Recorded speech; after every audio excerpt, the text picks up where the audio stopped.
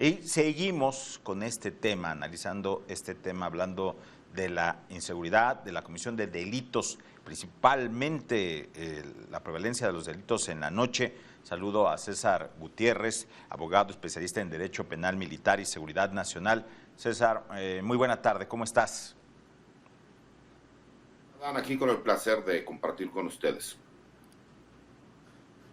Gracias por estar con nosotros en esta tarde y hablar precisamente de esto, la inseguridad y los delitos que se cometen de noche.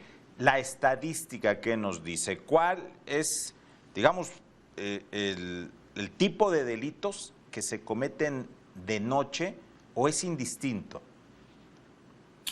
Mira, sí hay una incidencia delictiva mayor en ciertos delitos en horario nocturno que en horario diurno, ¿no? Las estadísticas, de acuerdo al mismo INEGI y las diferentes investigaciones que hacen las asociaciones encargadas de esto, nos hablan, por ejemplo, de que el robo de autopartes de vehículos es mayor en la incidencia en las noches, el mismo robo de vehículos, el robo a casa habitación, incluso el homicidio doloso, ¿no? Son algunas de las estadísticas que se manejan. ¿Por qué?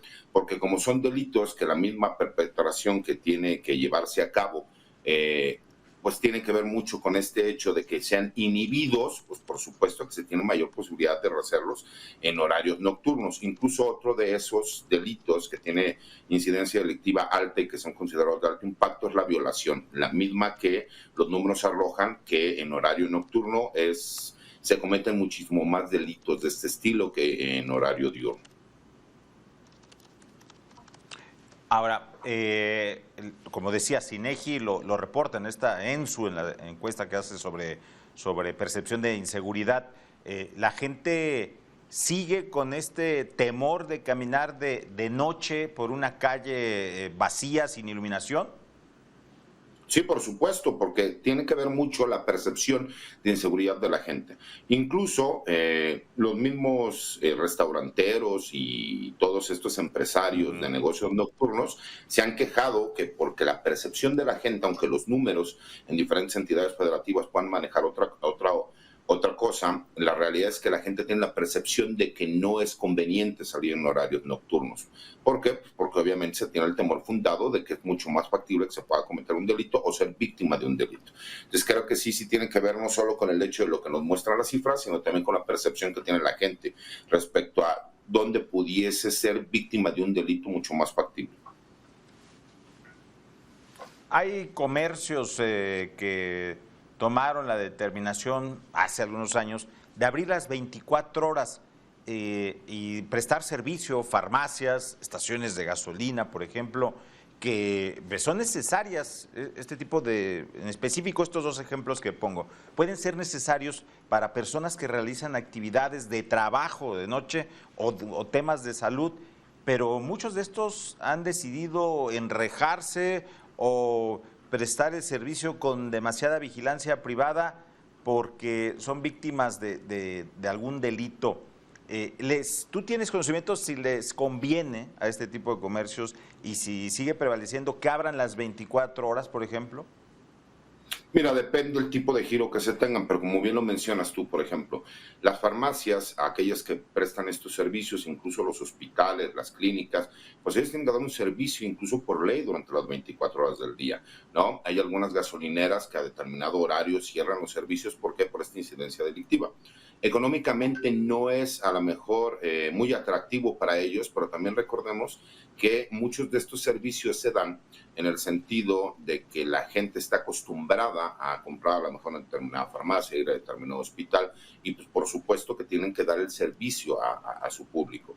¿Cuál ha sido el problema? Y escuchaba al invitado anterior y coincido en ciertos puntos. Si nosotros hemos visto que en las grandes metrópolis como la Ciudad de México, Estado de México, Jalisco, Tamaulipas, Nuevo León, los jefes policíacos de mandos medios siguen siendo los mismos, pues por lógica yo pensaría que si la seguridad pública se trata de la prevención, ¿a poco no se podría, si ya se sabe que hay lugares con alta incidencia delictiva, pues realizar operativos para la prevención del delito? Y creo que ese es un tema muy interesante que hemos empezado a ver en la Ciudad de México.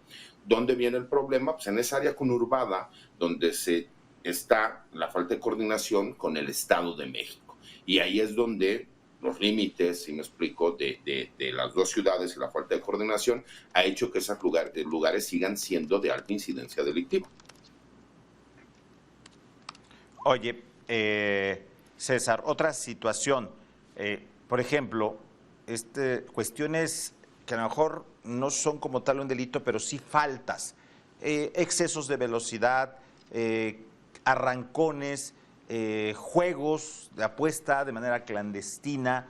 ¿Este tipo de cosas impactan en la seguridad? Sí, por supuesto, porque hay que recordar algo, por ejemplo, aquellos lugares non santos, por así decirlos, en donde se puedan vender bebidas alcohólicas de forma ilegal, aquellos lugares de apuestas clandestinas, pues por supuesto que también están controlados por varios de estos grupos criminales. ¿Por qué? Porque la realidad es que son actividades que se consideran ilícitas como tal. Los famosos arrancones que mencionas, pues obviamente vemos que alrededor de ellos pues hay alcohol, hay drogas, y hay la alta posibilidad de que se cometan delitos. Desafortunadamente hemos visto que los grupos criminales empiezan a tener control regional, ¿no? Incluso lo vemos en la Ciudad de México, en el Estado de México, en esta famosa área conurbada, que se pelean cuadra por cuadra. ¿Por qué? Porque son puntos de venta que para ellos es un negocio redituable respecto a la venta de estos estupefacientes. ¿Dónde viene el problema más grave?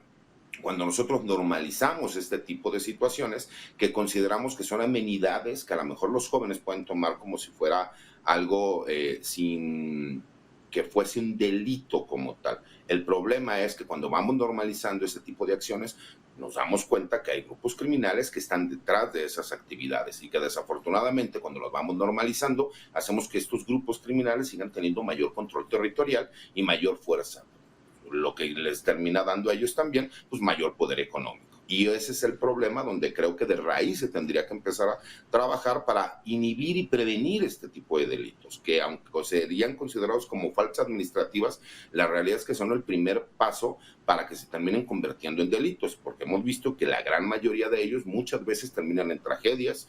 Hemos visto los choques que suceden en los arrancones, hemos visto gente donde termina habiendo pleitos y hay disparos de arma de fuego, donde hay homicidios dolosos, lo mismo en estas famosas casas de apuestas o lugares clandestinos de bebidas, ¿no? Entonces creo que por ahí deberían de empezar y que el trabajo de la seguridad pública es inhibir los delitos, no perseguirlos. Esa es otra parte de la seguridad que no tiene que ver con la prevención del delito. Justo tocas un tema importante y tú como abogado que lo acabas de decir, ¿cuándo deja de ser una alteración de orden público a convertirse en un delito? Peleas, amenazas, gritos en la calle, música alta, ¿es una delgada línea para convertirse a lo mejor en un delito? Sí, por supuesto, tan es así, con la falta administrativa, tú tienes que ir con un juez de paz. Realmente esa falta es un delito en potencia.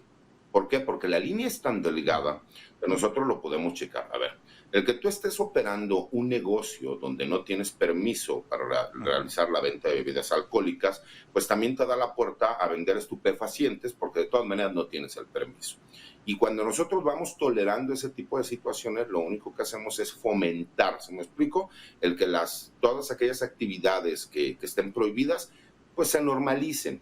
¿Dónde viene el problema? Yo lo he explicado, el problema de la seguridad pública tiene que ver también con la reingeniería que se tiene que realizar en cuanto a las leyes que se tienen que aplicar. Tenemos una ley del uso de la fuerza que es imposible cumplirla para los policías, para los militares, para los guardias nacionales. ¿Por qué? Porque simple y sencillamente se contradice esta misma ley. Y al contradecirse lo que estamos haciendo es criminalizar a los elementos. Se sacaron la rifa al tigre porque ellos tienen que dar resultados con menos presupuesto que la delincuencia organizada, con menos apoyo que la delincuencia organizada, y a su vez, obviamente, pues ellos sí son criminalizados por este famoso artículo 123, apartado B, en donde muchos de ellos pueden ser separados del cargo y aunque se demostrara que sean inocentes, no podrían regresar a realizar sus funciones. Entonces creo que también los políticos necesitan dejarse un poquito de esta guerra de encuestas que traen en este momento y de lucha electoral para ver lo que realmente necesitamos. Si queremos acabar con la seguridad pública, se tiene que invertir, pero no solo en policías, se tiene que invertir también en las fiscalías, porque cambiarles el nombre de procuradurías a fiscalías realmente es el mismo elefante blanco que tenemos. Y aparte de las leyes, desafortunadamente en México criminalizan a las víctimas y le reconocen derechos humanos a los delincuentes. Entonces tiene mayores derechos el delincuente que incluso la víctima. Y creo que es un trabajo de ingeniería muy grande que necesitan el valor para poder realizarlo.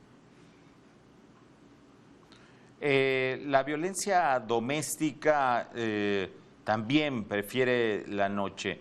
Este delito, esta situación, este tipo de agresión está lastimando mucho a la sociedad. ¿Es castigado como se debe? Mira, el problema es que se considera como violencia intrafamiliar. Y desafortunadamente, la violencia intrafamiliar se tiene que cumplir con ciertas características para poderlo demostrar. Yo te puedo decir por experiencias personales que la Fiscalía de la Ciudad de México tiene un exceso de trabajo de una forma descomunal.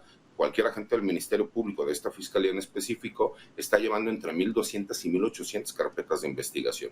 Yo, que soy un profesional que me dedico a la postulación de litigios en materia penal, no llevo como despacho más de 100 asuntos al año porque no tengo la capacidad con todo y que tengo personas que me ayudan a realizar el trabajo.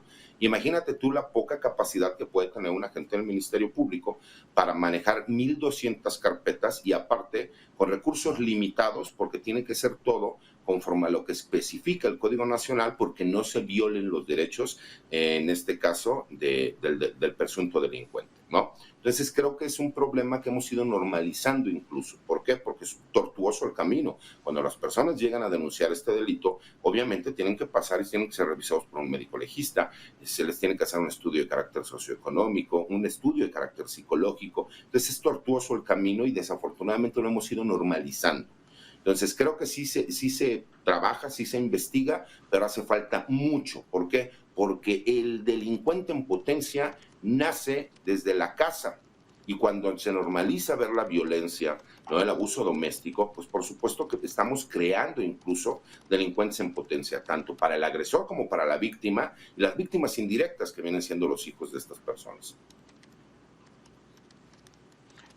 César, ¿cuál es el camino? ¿Cuál sería el camino para que la población no nos sintamos inseguros en los espacios públicos y más en la noche? Mira, de entrada se tiene que tener mayor información, se tiene que invertir en la prevención, ¿sí me explico? La Ciudad de México es donde más policías se encuentran desplegados en toda la República Mexicana. Tenemos una gran carencia de policías en toda la República. Eso es un hecho que venimos acarreando desde hace más de 30 años. Lo dice la misma Organización de las Naciones Unidas. No cumplimos con el mínimo necesario. Si bien es cierto, la Guardia Nacional, los despliegues que están realizando han venido a inhibir ciertos delitos, recordemos que la violencia es como una bola de nieve que va creciendo. ¿Qué es lo primero que tenemos que hacer? Parar el crecimiento para poder empezar a disminuir los números.